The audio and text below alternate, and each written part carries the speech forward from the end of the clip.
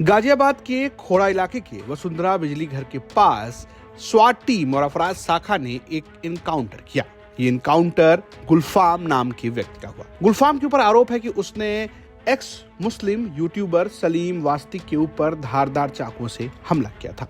इस हमले के बाद पुलिस लगातार उसे तलाश रही थी। जब पुलिस को जानकारी मिली कि वो गाजियाबाद के वसुंधरा बिजली घर के पास है, तब पुलिस वहां दबिश करने पहुंची। आरोप यह है कि गुलफाम ने ऊपर से फायरिंग की, जिसके जवाबी कार्रवाई में उसे भी गोली लग गई। अस्पताल में इलाज के दौरान उसकी मौत हो गई। हालांकि इस मुठभेड़ के दौरान 2 पुलिसकर्मी भी घायल हुए, जबकि एसीपी और अन्य अधिकारियों की बुलेट प्रूफ जैकेट पर भी गोली लगी। जहां पर गुलफाम का एनकाउंटर हुआ, वहां पर कई चीजें पुलिस ने बरामद की, जैसे कि एक बाइक। आपको एक बाइक नजर आएगी, ये KTM बाइक है। माना जा रहा है कि आरोपियों ने इस बाइक का भी इस्तेमाल किया था। साथ ही साथ देसी पिस्टल भी नजर आएगी, जिसके जरिए फायरिंग की गई है।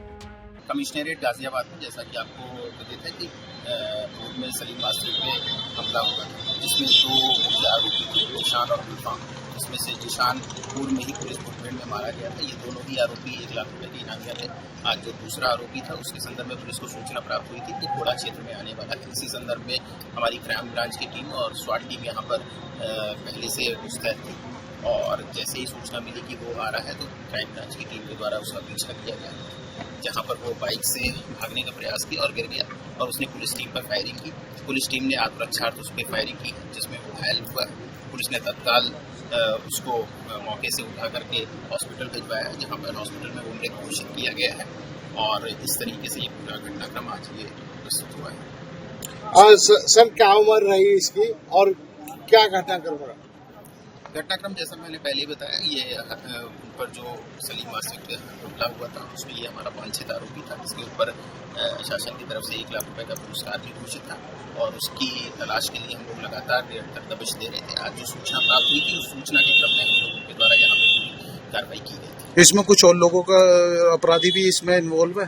ये सारा भी विवेचना के क्रम में आगे इसकी तफ्तीश जारी है। विवेचना में जैसे ही डेवलपमेंट होगा, हम लोग आपको अवगत कराएंगे। सर, 2 भाई हैं और दोनों ही क्रिमिनल प्रवक्ते हैं, दोनों का एनकाउंटर हुआ है। दोनों आरोपियों के द्वारा जघन्य घटना कारित की गई थी, और उस जघन्य घटना के कारित करने के कारण उनके ऊपर इस तरह की कार्रवाई की गई। सर, क्या कुछ वजह घटनाएं निकल सामने आ गई? जैसा कि मैंने पहले बताया, ये सारी चीजें भी अंडर इन्वेस्टिगेशन है। जैसे इन्वेस्टिगेशन का डेवलपमेंट होगा, आपको अवगत कराया जाएगा। क्या सर क्रिमिनल माइंडेड थे? क्योंकि क्या आपराधिक इतिहास था इनका? आपराधिक इतिहास के संदर्भ में भी हम लोग की जांच पड़ताल चल रही है। फिलहाल जो घटनाक्रम था सलीम वास्तिक के ऊपर जो उनकी हमला थी, उससे एक अंदेशा तो ये लगता है कि ये इनकी आपराधिक प्रवृत्ति रही थी। बाकी चीजों की जो जानकारी है, वो विवेचना के क्रम में अवगत कराई जाएगी। 3 दिन के भीतर ये दूसरा बड़ा एनकाउंटर है, जब गाजियाबाद पुलिस ने कानून व्यवस्था को ठीक करने के लिए इस तरीके का कदम उठाया। आपको बता दें कि गुलफाम से पहले उसके भाई जीशान का भी एनकाउंटर हुआ, और वो भी मार गिराया गया। जीशान और गुलफाम के ऊपर यूट्यूबर सलीम वास्तिक पर हमला करने का आरोप था। हालांकि इस मुठभेड़ के दौरान एक और व्यक्ति अंधेरे का फायदा उठाकर फरार हो गया, जिसकी तलाश पुलिस कर रही है। गाजियाबाद से मयंक गौर की रिपोर्ट, यूपी तक।